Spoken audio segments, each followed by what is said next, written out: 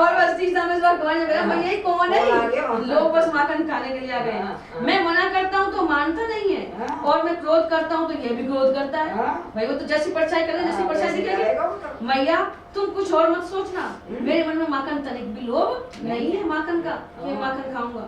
अपने दूध मुँह शिशु की प्रतिभा देखकर मैया वत्सल स्नेह के आनंद में मग्न हो गई। बच्चा मैंने कितना बोल रहा, कैसे बोल रहा बच्चा, प्रसन्न हो गई माता। एक दिन शाम सुंदर माता के बाहर जाने पर घर में ही माखन चोरी कर रहे थे। इतने में देवर्षि सुधा जी लौट आई और अपने लाडले लाला को न देखकर पुकारने लगी, कन्हैया, ओ कन्हैया, अरे ओ मेरे बाप, कहाँ है? आपको कहते जैसे क्या कर रहा है? माता की आवाज सुनते माखन चोर श्री कृष्ण डर गए और माखन चोरी से अलग हो गए। फिर थोड़ी देर चुप रह गए, यशोदा जी से बोले, मैया, ओए मैया, ये जो तुमने मेरे कंकन में पत्राग जला दिया है ना, इसकी लपट से मेरा हाथ जल रहा था, इसी से मैंने इसे माखन के मटके में डालकर बुझाया है। देखो बच्चा कितनी बात कर दी, भाई माखन में डाल रखो हवा के मारे, मैया पूछे क्या करे तो करे मेरा हाथ जल रहा है, मैंने मक्खन के मटका में डाल दिया। माता ये मधुर मधुर कन्हैया की तोतली बोली सुनकर मुग्ध हो गई। आओ आओ थोड़ा सा छोड़ दे बस और ले जा। ऐसा कहकर लाला को गोद में उठा लिया, हाँ, और प्यार से चूमने लगी। अब भगवान ब्रजवासी कन्हैया स्वयं भगवान है, परम बस परम सुंदर और परम मधुर। अब वे और बलराम अपनी ही उम्र के ग्वाल बालों को अपने साथ लेकर खेलने के लिए ब्रज में निकल पड़ते, साथ लेकर खेलने के लिए ब्रज में निकल पड़ते और ब्रज की भाग्यवती गोपियों को निहाल करते हुए तरह तरह के खेल खेलते। उनके बचपन की चंचलताएं बड़ी ही अनोखी होती थी, गोपियों को तो वे बड़ी ही सुंदर और मधुर लगती। एक दिन सबकी सब इकट्ठी होकर नंद बाबा के घर आई और यशोदा माता को सुना सुनकर कन्हैया के करतूत कहने लगी, कैसे कैसे हमारे माता चुरा चुरा के खा रहे। अरे यशोदा, अरे मैया, ये तेरा काना है ना, बड़ा नटखट हो गया है। गाय दूने का समय न होने पर भी ये बछड़ों को खोल देता है। कर रहा है बच्चा, बछड़ा को बोले क्यों कि बछड़े कम दूध पिएंगे तो कमजोर रह जाएगा, तो बछड़ा को दूध पिलाओ। और हम डांटती है ना तो उठा उठा कर ठटा ठटा कर हंसने लगता है। यह चोरी के बड़े बड़े उपाय करके हमारे मीठे मीठे दही दूध चुरा चुरा कर खा जाता है। केवल अपने ही खाता तो भी एक बात थी, ये तो सारा दूध दही वानरों को बांट देता है, ग्वाल वालों को खवा देता है साथ में। और जब ये भी पेट भर जाने पर नहीं खा पाते तब ये हमारे माटों को फोड़ डालता है। ऐसे ऐसे अब करेगा नहीं आए। यदि घर में कोई वस्तु इसे नहीं मिलती तो उनसे प्रेम करती थी, वो उनकी मन में इच्छा रहती थी गोपियों को कि हमारे भगवान हमारे माखन भोग लगाए, माखन खाए। उनको अंदर आत्मा में था कि ये भगवान है। और जो दिन नहीं आवे ने वही दिन फिर जुद पावे। मिलती तो ये घर और घर वालों पर बहुत खींचता है, पिछले जन्म के संस्कार। हाँ, यदि घर में कोई वस्तु नहीं मिलती तो फिर ये बहुत खींचता है और हमारे बच्चों को रुलाकर भाग जाता है। जब हम दही दूध को छींकों पर रख देते हैं ऊंचे और इसके छोटे छोटे हाथ वहां तक नहीं पहुंच पाते हैं, तब ये बड़े बड़े उपाय रचता है। हाँ, कहीं तो 2-4 पीड़ों को एक के ऊपर एक रख देता है, कहीं ऊखल पर चढ़ जाता है, खाना उनको तो अब बच्चे चढ़े तो ही है। हाँ भाई, अब चीज कैसे उतार चढ़ गए, शिवलिंग पे चढ़ गए, वहाँ चढ़ गए, कहीं ऊखल पर पीड़ा रख देता है और कभी कभी तो अपने किसी साथी के कंधे पर ही चढ़ जाता है, साथ उसको गलत कंधा पे चढ़ के उतार ले। जब इतने पर भी काम नहीं चलता तब ये नीचे से उन बर्तनों में छेद कर देता है और टपक फिर खाता रहे आराम से। इसलिए इस बात की पक्की पहचान रहती है किसी छीके पर किस बर्तन में क्या रखा है। जब पहले पता पड़ जाए छीका में क्या ये खवा की चीज तो वही पहुंच जाए। और ऐसे ढंग से छेद करना जानता है कि किसी को पता तक न चले। जब हम अपनी वस्तुओं को बहुत अंधेरे में छिपा देती हैं तब नंदरानी, यशोदा, तुमने जो इसे बहुत से मणि में आभूषण पहना रखे हैं उनके प्रकाश में अपने आप ही सब कुछ देख लेता है। तुमने सोने चांदी हीरा मोती का पहना रखा है तो उनको प्रकाश रहे, अंधेरे में भी रख दे तो भी ये देख ले उन्हें चीजें। इसके शरीर में भी ऐसी ज्योति है कि जिससे इसे सब कुछ दिखता है। यह इतना चालाक है कि कब कहाँ कौन रहता है यानी कौन खाएगा, ऐसे कोई काम पर चली जाए, भैंस संभाल चली जाए, दूध दूध चली जाए, पीछे से ये काम कर ले, हाँ सोना मकान देके, इसका पता लगता है। और जब हम सब घर के काम धंधों में उलझी रहती हैं, तब ये अपना काम बना लेता है। ऐसा करके भी ठिठाई की बातें करता है, उल्टे हमें ही चोर बनाता है और अपने घर का मालिक बन जाता है। इतना ही नहीं, ये हमारे लिए कुत्ते स्वच्छ घरों में मूत्र आदि भी कर देता है। सब बच्चा तक को करे ना, ऐसे तंग कर देता है। तनिक देखो तो इसकी ओर, वहाँ तो चोरी के अनेक उपाय के काम बनाता है, और यहाँ मालूम हो रहा है मानो पत्थर की मूर्ति खड़ी हो, जैसे छोड़ो आगे हमने ऊपर वाली को हमारे जो घर में खूब बोला है, अब तो घर में अब तो मेरा आ जाए नीचे खूब बोलेगा, और ये बिल्कुल गुमसुम रहेगा। तो ऐसा ही वहाँ तो खूब दम मचा है, और अब ये पत्थर की मूर्ति बन के बैठा है। वारे बोले वाले साधु, गोपियां कह रही हैं, वारे बोले वाले साधु। इस प्रकार गोपियां कहती जाती है, श्री कृष्ण के भीत चकित नेत्रों से युक्त मुखमंडल को देखती जाती है, भीतर से वो मुंह में देखती, भारी बनावटी करी, अंदर से उनको मन ना करो और आनंद लेवा के मारे वो। उनकी यह दशा देखकर नंदरानी यशोदा जी उनके मन का भाव टाल लेती है, और उनके हृदय में स्नेह आनंद की बाढ़ आ जाती है। जैसे छोटे डालते हैं ना छोटी साली, तो मैं लड़ती भी हूँ और फिर प्यार भी करती हूँ, जब आंटी वो पीटो, छोटे छोटे आंटी वो पीटो, तो मैंने लग जाएगी ना, वो अच्छो लगे, मैंने अच्छो स्कूल में कहते हैं, अरे ये छोटी छोटी भी ये दोनों, अच्छा ये, अच्छा ये। वे इस प्रकार हंसने लगती कि अपने लाडले कन्हैया को इस बात का उलाना भी न दे पाती, डांटने की बात तक नहीं सोच पाती। अब देखिए यशोदा, यहाँ से एक दिन माता ने माखन चोरी करने पर श्याम सुंदर को धमकाया, डांटा, फटकारा, बस दोनों नेत्रों से आंसू की झड़ी लग गई। जैसे बच्चा को डांटे, बच्चा रोवा लग जाए, कर कमर से आंखें मलने लगे, ऊ ऊ ऊ करके रोने लगे, गला रुंध गया, मुंह से बोला नहीं जाता था। बस माता यशोदा का धैर्य टूट गया, अपने आंचल से अपने लाला कन्हैया का मुंह पोंछा और बड़े प्यार से गले लगाकर बोली, लाला ये सब तुम्हारा ही है, ये चोरी नहीं है, ये तुम खाते हो कोई बात नहीं, तुम खा लो, लेकिन तुम्हारा ही है। हाँ। ऐसे एक दिन मुंह जमाई ले रहा मात सुलारी, भगवान को उन्होंने जमाई लिया तो पूरा ब्रह्मांड दिख गया उनको। तो माता से कह रहे हैं वो कि ये देखो कि आपका मैं जो दूध पीता हूँ मैं नहीं पीता, पूरा विश्व को पिलाता हूँ मैं।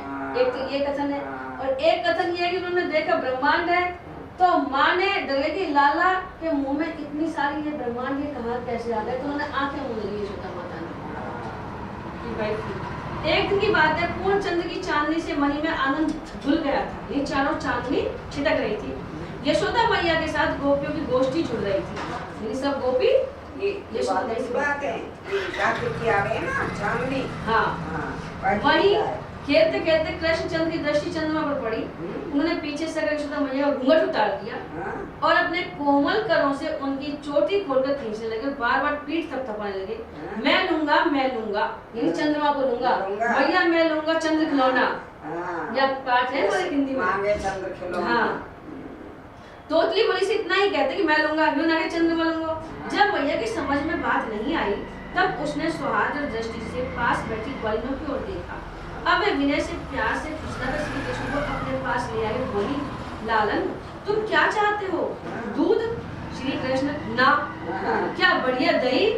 ना। क्या खुरचन? ना। मलाई? ना। ताजा मक्खन? ना। ग्वालिन ने कहा, बेटा रूठो मत, रो मत, जो मांगोगे सो दूंगी।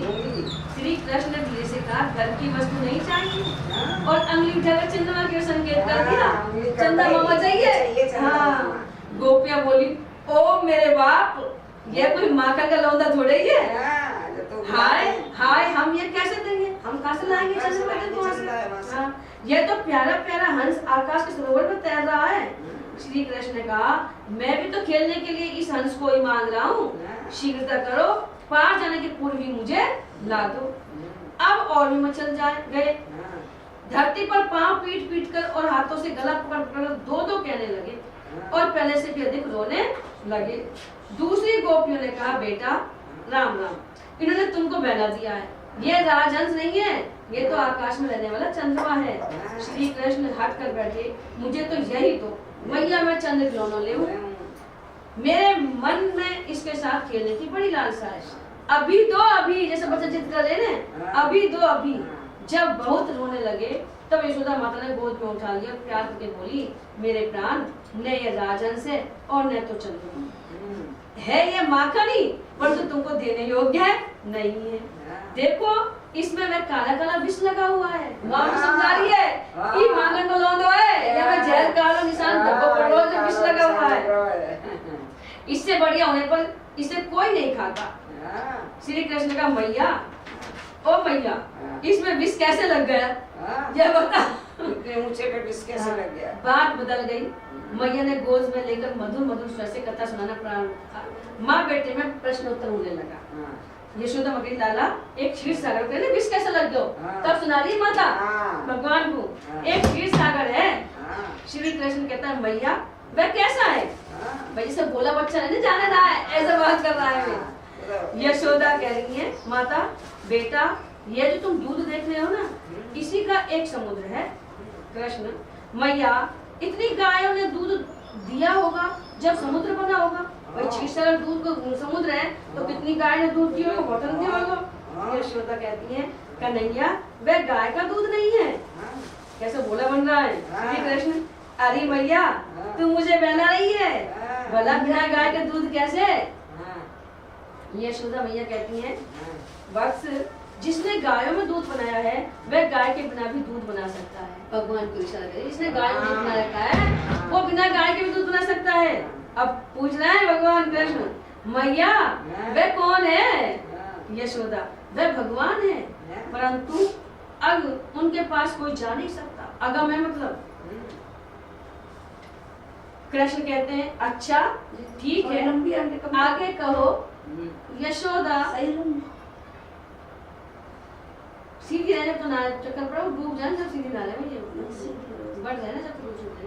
श्री कृष्ण अच्छा ठीक है आगे कहो भैया। यशोदा माँ कह रही है एक बार देवता और दैत्यों में लड़ाई हुई, असुरों को मोहित करने के लिए भगवान ने क्षीरसागर को मथा और मंदराचल की रई बनी, वासुकी नाग की रस्सी बनी, एक और देवता लगे और दूसरी ओर दानव। श्री कृष्ण कहते हैं मैया जैसे गोपियां दही मथती हैं, क्यों मैया ऐसे क्षीरसागर मथा गया क्या।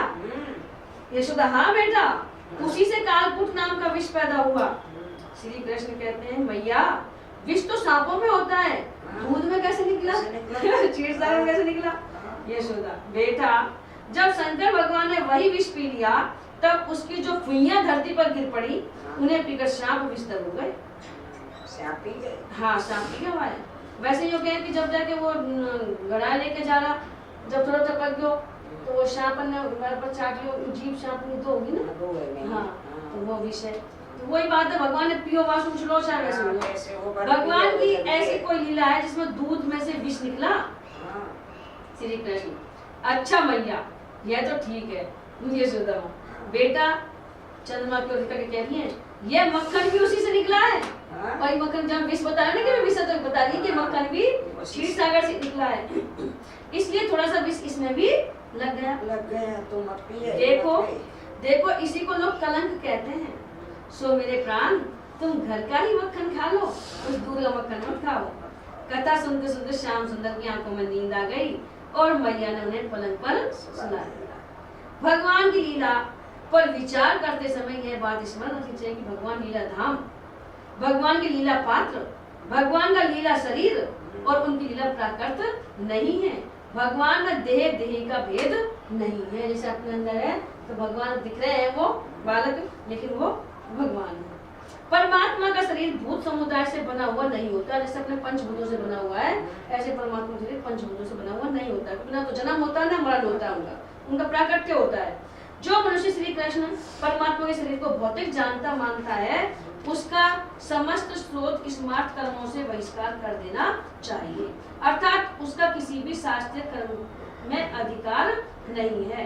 यहाँ तक कि उसका मुंह देखने पर भी सचेल वस्त्र सहित स्नान करना चाहिए। श्रीमद् भागवत में श्री ब्रह्मा जी ने भगवान श्री कृष्ण की स्तुति करते हुए कहा है अस्यापि देव वपुषो मदनुग्रहस्य स्वेच्छामयस्य न तु भूतमयस्य कोऽपि। आपने मुझ पर कृपा करने के लिए ही स्वेच्छामय सच्चिदानंद स्वरूप प्रकट किया है। यह पांच भौतिक कदापि नहीं है, भगवान का शरीर पंच भौतिक नहीं होता है। इससे यह स्पष्ट है कि भगवान का सभी कुछ अप्राकृत होता है। इसी प्रकार ये माखन चोरी की लीला भी अप्राकृत दिव्य ही है। लोग कह रहे हैं भगवान ने तो चोरी करी, भगवान ने तो लीला करी राधा कृष्ण की, लेकिन उनकी लीलाएं दिव्य हैं, अपने जैसे प्राकृत शरीरों की लीलाएं नहीं, अपन उसको वहां ले जाते हैं। यदि भगवान के नित्य परम धाम में अभिन्न रूप से नित्य निवास करने वाली नित्य सिद्ध गोपियों की दृष्टि से न देखकर केवल साधन सिद्ध गोपियों की दृष्टि से देखा जाए तो भी उनकी तपस्या इतनी कठोर थी, गोपियों की तपस्या, उनकी लालसा इतनी अनन्य थी, उनका प्रेम इतना व्यापक था और उनकी लगन इतनी सच्ची थी गोपियों की कि भक्त वांछा कल्पतरु प्रेम रसमय भगवान उनके इच्छा अनुसार उन्हें सुख पहुंचाने के लिए माखन चोरी की लीला करके उनकी इच्छित पूर्ति ग्रहण पूजा ग्रहण करते थे। ये उनकी पूजा ग्रहण करते थे चोरी माखन खा करके। उनकी तीव्र लालसा इतनी थी, वो इतना प्रेम करती थी, उनकी पूर्ति के लिए भगवान ऐसा काम करते थे। चीर हरण करके उनका रासा व्यवधान पर्दा उठा दे और रास लीला उनके करके उनको दिव्य सुख पहुंचाए तो कोई बड़ी बात नहीं। भगवान उनको सुख पहुंचाते हैं। भगवान की नित्य सिद्ध चिदानंदमयी गोपियों के अतिरिक्त बहुत सी ऐसी गोपियां और थी जो अपनी महान साधना के फल से भगवान की मुक्त जन वांछित सेवा करने के लिए गोपियों के रूप में अवतीर्ण हुई थी। उनमें से कुछ पूर्वजन्म की देव कन्याएं थी, कुछ श्रुतियां थी और कुछ तपस्वी ऋषि थे और कुछ अन्य भक्तजन। ये जो गोपियां बनी है ये सब कोई भक्तजन, कोई देवता, कोई देव कन्याएं थी। इनकी कथाएं विभिन्न पुराणों में मिलती हैं। श्रुति रूपक गोपियां जो नेति नेति के द्वारा निरंतर परमात्मा का वर्णन करते रहने पर भी उन्हें साक्षात रूप से प्राप्त नहीं कर सकती, गोपियों के साथ भगवान के दिव्य रसमय विहार की बात जानकर गोपियों की उपासना करती है और अंत में स्वयं गोपी रूप में परिणत होकर भगवान श्री कृष्ण को साक्षात अपने प्रियतम रूप से प्राप्त करती हैं। इनमें मुख्य श्रुतियों के नाम उद्गीता, सुगीता, कलगीता, कलकंटिका और विपंची आदि। भगवान के श्री रामावतार में उन्हें देखकर मुग्ध होने वाले, अपने आप को उनके स्वरूप सौंदर्य पर निछावर करने वाले सिद्ध ऋषिगण जिनकी प्रार्थना से प्रसन्न होकर भगवान ने उन्हें गोपी होकर प्राप्त करने का वर दिया था कि मैं कृष्ण अवतार लूंगा जब तुम गोपी बनोगे, जब तुम मेरे साथ रासलीला करना। ब्रज में गोपी रूप से अवतीर्ण हुए थे। इसके अतिरिक्त मिथिला की गोपी, कौशल की गोपी और अयोध्या की गोपी, पुलिंद गोपी, रमा बैकुंठ, श्वेतदीप आदि गोपियां और जालंधरी गोपी आदि गोपियों के अनेकों यूथ थे जिनको बड़ी तपस्या करके भगवान से वरदान पाकर गोप रूप में अवतीर्ण होने का सौभाग्य प्राप्त हुआ था। पद्म पुराण के पाताल खंड में बहुत से ऐसे ऋषियों का वर्णन है जिन्होंने बड़ी कठिन तपस्या आदि करके अनेकों कल्पों के बाद गोपी स्वरूप को प्राप्त किया था। जब तो आदित्य जाके वृंदावन में जाकर सब गोपी स्वरूप से भगवान की पूजा करे, जिनसे सानिध्य मिलता रहे भगवान को। उनमें से कुछ के नाम निम्नलिखित। हाँ, सब जेवर चूड़ी सब पहने, बिंदी बिंदी। अच्छा, ये प्रेमानंद महाराज जी ने गोपी का रूप में भारी रूप नहीं ले रखा है इन्होंने, बाकी आंतरिक रूप जो इनका है गोपी के भाव से पूजा करते हैं। सखी, राधा की सखी। राधा जी के मंदिर में तो दुनिया भर की आ जाएंगी, हम राधा की सखी हैं, हम राधा की सखी हैं। एक उग्रतपा नाम के ऋषि थे, वे अग्निहोत्र में बड़े दृढ़व्रती थे। उनकी तपस्या अद्भुत थी। उन्होंने 5 दशाक्षर मंत्र का जाप और रसोन्मत्त नव किशोर श्याम सुंदर श्री कृष्ण का ध्यान किया था। 100 कल्पों के बाद सुनंद नामक गोपी की कन्या सुनंदा हुए हो। 100 कल्पों के बाद इतने दिन उन्होंने तपस्या की। एक सत्यतपा नाम के मुनि थे, वे सूखे पत्तों पर रहकर दशाक्षर मंत्र का जाप और श्री राधा जी के दोनों हाथ पकड़कर नाचते हुए श्री कृष्ण का ध्यान करते थे। 10 कल्प के बाद सुभद्रा नामक गोपी की कन्या सुभद्रा हुई। हरिधामा नाम के एक ऋषि थे, वे निराल रहकर क्ली काम बीज से युक्त विश्रांक्षरी मंत्र का जाप करते थे और माधवी मंडप में कोमल कोमल पत्तों की सैया पर लेटे हुए युगल सरकार का ध्यान करते थे।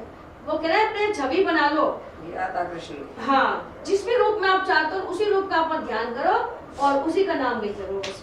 3 कल्प के पश्चात वे सारंग नामक गोप के घर रंगवेणी नाम से अवतीर्ण हुए। जाबाली नाम के एक ब्रह्मज्ञानी ऋषि थे। उन्होंने एक बार विशाल वन में विचरते विचरते एक जगह बहुत बड़ी बावली देखी। उस बावली के पश्चिम तट पर बड़ के नीचे एक तेजस्वी युवती स्त्री कठोर तपस्या कर रही थी। वह बड़ी सुंदर थी। चंद्रमा की शुभ किरणों के समान उसकी चांदी चारों ओर छिटक रही थी। उसका बायां हाथ अपनी कमर पर था, दाहिने हाथ से ज्ञान मुद्रा धारण किए थे। जावली के बड़ी नम्रता के साथ पूछने पर तापसी ने कहा, मैं वह ब्रह्म विद्या हूँ जिसे बड़े बड़े योगी सदा ढूंढा करते हैं। श्री कृष्ण के चरण कमलों की प्राप्ति के लिए इस घोर वन में मैं उन पुरुषोत्तम का ध्यान करती हुई दीर्घ काल से तपस्या कर रही हूँ। मैं ब्रह्मानंद से परिपूर्ण हूँ और मेरी बुद्धि भी उसी आनंद से परितृप्त है, परंतु श्री कृष्ण का प्रेम मुझे अभी प्राप्त नहीं हुआ, इसलिए मैं अपने को शून्य देखती हूँ। ब्रह्म ज्ञानी जावली ने उसके चरणों पर गिरकर दीक्षा ली और फिर ब्रज वीथियों में विहरने वाले भगवान का ध्यान करते हुए एक पैर से खड़े होकर बड़ी कठोर तपस्या करते रहे। 9 कल्पों के बाद प्रचंड नामक गोप के घर वे चित्रगंधा के रूप में प्रकट हुए। कुशध्वज नामक ब्रह्म ऋषि के पुत्र शुचिश्रवा और सुवर्ण देव तत्वज्ञ थे। उन्होंने शीर्षासन करके ही हंस मंत्र का जाप करते हुए और सुंदर कंदर्प तुल्य गोकुलवासी 10 वर्ष के उम्र के भगवान श्री कृष्ण का ध्यान करते हुए घोर तपस्या की। कल के बाद वे ब्रज में सुधीर नामक गोप के घर, ये कहानी चल रही है जब से आया नहीं तो कन्हैया इसी प्रकार और भी बहुत सी गोपियों के पूजन की कथाएं प्राप्त होती हैं। विस्तार से उन सब का उल्लेख यहाँ नहीं किया गया। भगवान के लिए इतनी तपस्या करके, इतनी लगन के साथ कल्पों तक साधन करके जिन त्यागी भगवत प्रेमियों ने गोपियों का तन मन प्राप्त किया था, उनकी अभिलाषा पूर्ण करने के लिए, उन्हें आनंद देने के लिए यदि भगवान उनकी मनचाही लीला कर रहे हैं तो इसमें आश्चर्य और अनाचार की कौन सी बात है। रासलीला के प्रसंग में शिव भगवान ने श्री गोपियों से कहा है, गोपियों तुमने लोक और परलोक के सारे बंधनों को काटकर मुझसे निष्कपट प्रेम किया है। भगवान कह रहे गोपियों से, यदि मैं तुमसे प्रत्येक के लिए अलग अलग अनंत काल तक जीवन धारण करके तुम्हारे प्रेम का बदला चुकाना चाहूँ तो भी मैं नहीं चुका सकता। मैं तुम्हारा ऋणी हूँ और सदा ऋणी ही रहूंगा। तुम मुझे अपने साधु स्वभाव से ऋण रहित मानकर और भी ऋणी बना दो। यही उत्तम है। सर्वलोक महेश्वर भगवान श्री कृष्ण स्वयं जिन महाभागा गोपियों पे ऋणी रहना चाहते हैं, उनकी इच्छा होने से पूरी भगवान पूर्ण कर दे तो यह स्वाभाविक ही है। भला विचारिए तो सही, श्री कृष्ण गत प्राणा, जिन्होंने अपने प्राण भगवान को ही दे रखे हैं, श्री कृष्ण रसा भावतीमती गोपियों के मन की क्या स्थिति थी। वो इतनी भगवान में तल्लीन थी, सब कुछ समर्पित कर दिया। गोपियों का तन मन धन सभी कुछ प्राण प्रीतम श्री कृष्ण का था। अपन तो गाँव हैं, तन मन धन सब तेरा, क्या लागे मेरा, लेकिन अपन का रहना है। वो अपने सब कुछ समर्पित कर रखा था। वे संसार में जीती थी श्री कृष्ण के लिए, घर में रहती थी श्री कृष्ण के लिए और घर के सारे काम करती थी श्री कृष्ण के लिए। अर्थात महाराज प्रेमानंद महाराज जी भी ये कह रहे हैं कि तुम काम करो। बताइए मधुबन में हाँ, वो तो राधा कृष्ण निधि वन में, मधुबन में नहीं, निधि वन में राज भी रास उनकी निर्मल, लेकिन वो उनको ही सुनाई देता है जो भगवान का भजन करते समय अपन संत गुनाया आवाज हो। उनको जो संत भगवान होते हैं उनको तो घर में लीलाओं का वर्णन हो जाता है। आप जैसे लीला पढ़ रहे हैं ना, अपन किताब भी पढ़ रहे हैं, तो संतों के सामने साक्षात अपने दिमाग में उनके नाचते हुए गाते हुए जो सारी लीलाएं हो रही है उनको साक्षात दिखाई देती है। जब होती है भाव की तो बातें सब रेटी, भाव जब पैदा होते हैं उनकी निर्मल और पवित्र बुद्धि में श्री कृष्ण के सिवा अपना कुछ था ही नहीं। श्री कृष्ण के लिए ही, श्री कृष्ण को पहुंचाने के लिए ही, कृष्ण के निष्ठ सामग्री से ही कृष्ण को पूज कर श्री कृष्ण को सुखी होती थी। प्रातः काल निद्रा टूटने के समय से लेकर रात को सोने तक वे जो कुछ भी करती हैं सब श्री कृष्ण की प्राप्ति के लिए ही करती हैं। काम सब कर रही है लेकिन वो सब भगवान श्री कृष्ण में। यहाँ तक कि उनकी निद्रा भी श्री कृष्ण में ही होती है। कृष्ण की मधुर और शांत लीला देखते हुए अनुभव करता है, रात में सोते हुए भी। रात को दही जमाते समय श्याम सुंदर की माधुरी छवि का ध्यान करती है। प्रेम में प्रत्येक गोपी अभिलाषा करती है मेरा दही सुंदर जमे। श्री कृष्ण के लिए उसे बिलोकर मैं बढ़िया सा और बहुत सा मक्खन निकालूं और उसे उतने ही ऊंचे छीके पर रखूं जितने में श्री कृष्ण के हाथ आसानी से पहुंच सके। फिर मेरे प्राण धन श्री कृष्ण अपने सखाओं को साथ लेकर हंसते और कीड़ा करते हुए घर में पदार्पण करें। माखन लूटे और अपने सखाओं और बंदरों को लुटाए। आनंद में मत होकर मेरे आंगन में नाचे और मैं किसी कोने में छिपकर इस लीला को अपनी आंखों से देखकर जीवन को सफल करूं और फिर अचानक ही पकड़कर हृदय से लगा लूं। सूरदास जी ने कहा है, मैयारी मोई माखन बहु भावे, जो मेवा पकवान कहती तू मोही नहीं रुचि आवे। ब्रज युवती एक पाछे ठाड़ी सुनत श्याम की बात, मन मन कहती कबहू अपने घर देखो माखन खा। मन में उसके मन में विलास रहते है कि मैं कब देखूं कृष्ण को माखन खाते हो अपने घर में। हाँ, बैठ जाई मथनिया के ढिंग मैं तब रहो छपानी, सूरदास प्रभु अंतर्यामी ग्वालिन मन की जानी। भगवान तो अंतर्यामी है, वो ग्वालिनों के मन को जान जाते हैं और फिर वैसा ही काम करते हैं। जैसे भगवान से अपन जो चाहते हैं वही मिल जाता है। एक दिन श्याम सुंदर कह रहे थे, मैया मुझे माखन भाता है, तू मेरा मकवान के लिए कहती है, परंतु मुझे तो वे रुचते ही नहीं। वही पीछे एक गोपी खड़ी श्याम सुंदर की बात सुन रही थी। उसने मन ही मन कामना की कि मैं कब इन्हें अपने घर माखन खाते देखूंगी। ये मथानी के पास जाकर बैठेंगे तब मैं छिप जाऊंगी। प्रभु तो अंतर्यामी है। गोपी के मन की बात जानकर उसके घर पहुंच गए और उसके घर का माखन खाकर उसे सुन दिया। उससे इतना आनंद हुआ कि फूली नहीं समाई। फिर सूरदास जी आकर लाई, आपने भी सुन ली कैसे कैसे वही बताया पूरे। फूली व्रत ग्वाली मन में, हाँ फूली व्रत ग्वाली मन में पूछती सकी परस्पर बातें, पायो पर्यो कछु कहूं तेरी, पुलकित रोम रोम गदगद मुख बानी कहत न आवे। ऐसो कहा आई सो सखीरी, हमको क्यों न सुनावे। कुछ फूली फूली घूम रही है, ऐसा कहा हमको क्यों ना होता है।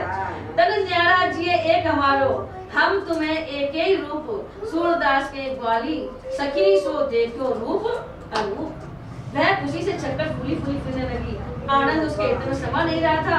सहेली ने पूछा, अरे तुझे कहीं कुछ पड़ा तो धन नहीं मिल गया। वह तो ये सुनकर और भी प्रेम विवल हो गई। उसका रोम रोम की उठा में गदगद हो गई, मुंह से बोली नहीं निकली। सखी ने कहा, सखी ऐसी क्या बात है, हमें सुनाती क्यों नहीं। हमारे तो शरीर ही तो हैं, हमारा जीव तो एक ही है, हम तुम दोनों एक ही रूप हैं। शरीर दो दिखाई दे रहे हैं और प्राण एक, जैसे पति पत्नी का है, राधा कृष्ण जी का है, शिव का है, दिखने में दो है लेकिन है दो प्राण है। भला हमसे छिपाने की कौन सी बात है। एक प्राण। तब उसके मुंह से इतना ही निकला, मैंने आज अनूप रूप देखा है। बस फिर वाणी रुक गई और प्रेम के आंसू बह गए। सभी गोपियों की यही दशा थी, एक गोपी की नहीं, सब गोपियों की यही दशा ही। ब्रज घर घर प्रगति यह बात, दधी माखन चोरी करी ले हरि ग्वाल सखा संखात। ब्रज वनिता यह सुनी मन हर्षित सदन हमारे आवे, माखन खाद अचानक पावे भुजबरी उरई छुपावे। वो माखन खाए और मैं जैसे उनको हृदय में छुपा लूं। बहुत है कल बोलो श्री कृष्ण भगवान की, बोलो गोपियों की जय। श्री गुरु चरण सरोज रज, निज मनु मुकुर सुधार। वरनहुँ रघुवर विमल जसु, जो दायक फल चार। बुद्धिहीन तनु जानिके, सुमिरो पवन कुमार। बल बुद्धि विद्या देहु, मोहि हरहु कलेश विकार। जय हनुमान ज्ञान गुण सागर, जय कपीस